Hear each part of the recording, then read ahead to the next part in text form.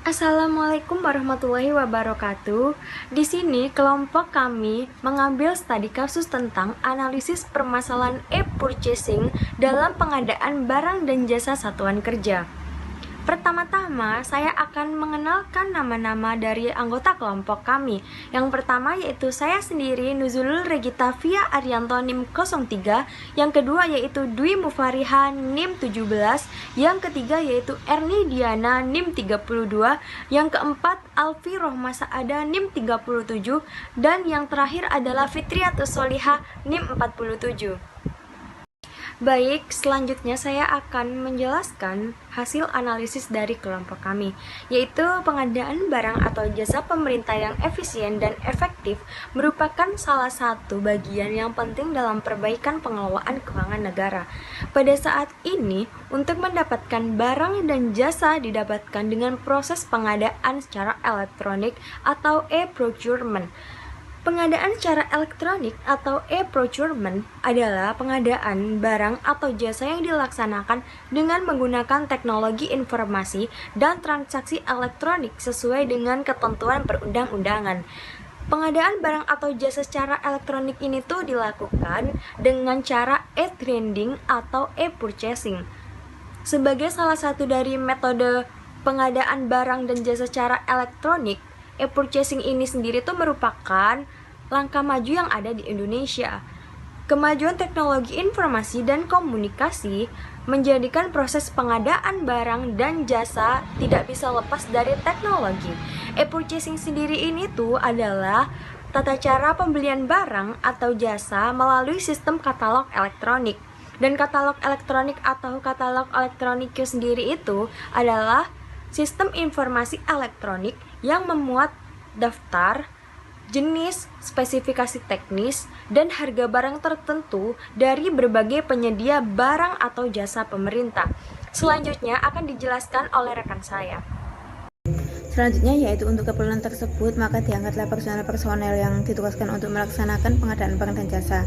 Personel yang terlibat secara langsung dalam pengadaan barang dan jasa yang melalui katalog elektronik adalah penjabat pengadaan dan pejabat pembuat komitmen atau PPK.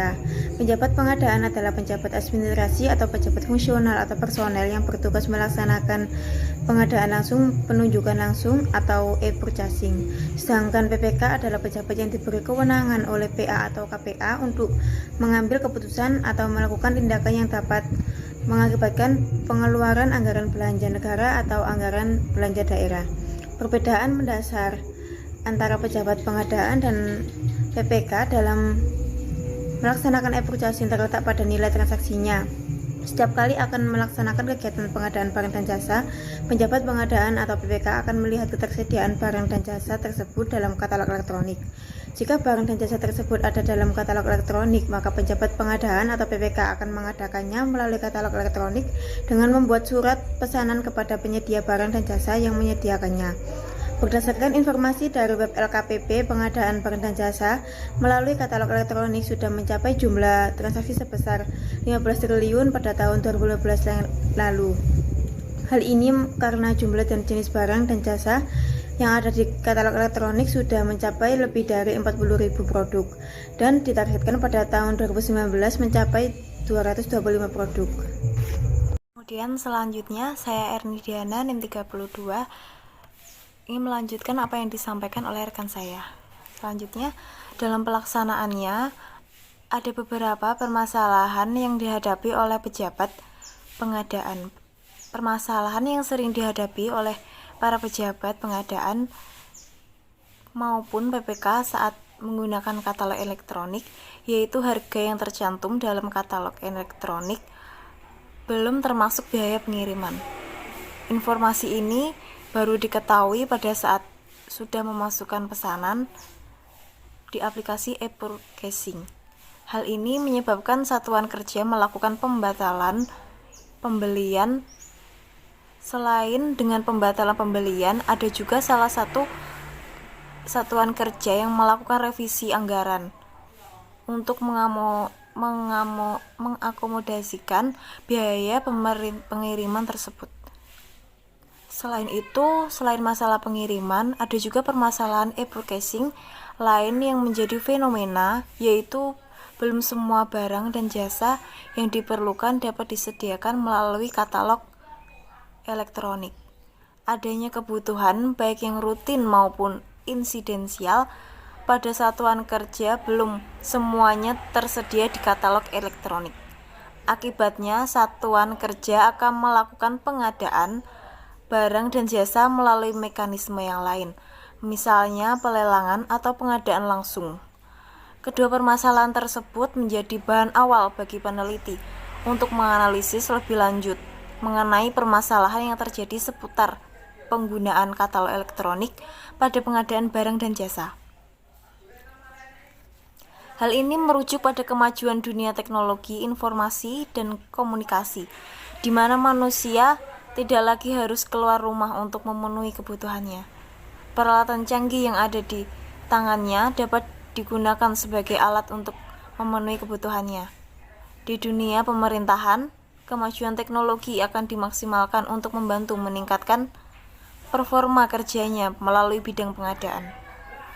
Jika dunia e-commerce di bidang bisnis dan swasta telah maju sedemikian pesat, maka kemajuan itu hendaknya terjadi di bidang bisnis pemerintahan.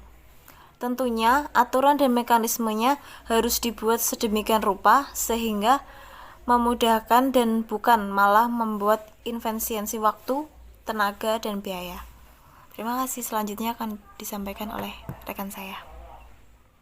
Lanjutan dari hasil penelitian yang tadi, yaitu hasil lain dari penelitian ini adalah terdapat kemungkinan harga di luar katalog elektronik lebih murah dibandingkan harga katalog elektronik, ditambah dengan biaya yang belum final, menjadikan pejabat pengadaan memilih membeli barang melalui pengadaan langsung.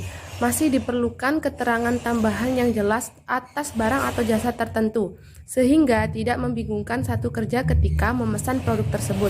Informasi yang ada di katalog elektronik masih belum lengkap sehingga pejabat mengadakan perlu memastikan terlebih dahulu sebelum memesan. Membeli barang atau jasa melalui e-procurement mengandalkan kepercayaan, oleh karena itu penyediaan harus mampu membangun tingkat kepercayaan konsumen. Demikian juga para konsumen yang akan mendapat layanan dalam sistem adalah konsumen yang terpercaya juga. Penyedia harus dapat menjaga citra dirinya dan kualitas produknya agar dapat terwujud kepuasan konsumen. Baik, di sini saya akan melanjutkan. Hasil lain dari penelitian ini adalah kemungkinan harga di luar katalog elektronik lebih murah dibandingkan harga katalog elektronik, ditambah dengan biaya yang belum final menjadikan pengadaan memilih barang melalui pengadaan langsung. Masih diperlukan keterangan tambahan yang jelas atas barang atau jasa tertentu sehingga tidak membingungkan satuan kerja ketika memesan produk tersebut. Informasi yang ada di katalog elektronik masih belum lengkap sehingga pejabat mengadakan atau memastikan terlebih dahulu sebelum memesan. Memilih barang atau jasa melalui e-procurement mengandalkan kepercayaan. Oleh karena itu, penyedia harus mampu membangun tingkat kepercayaan konsumen. Demikian juga para konsumen yang akan mendapat layanan dalam sistem adalah konsumen yang terpercaya juga. Penyedia harus dapat menjaga citra dirinya dan kualitas produknya agar dapat terwujud kepuasan konsumen. Sekian dari kami. Terima kasih.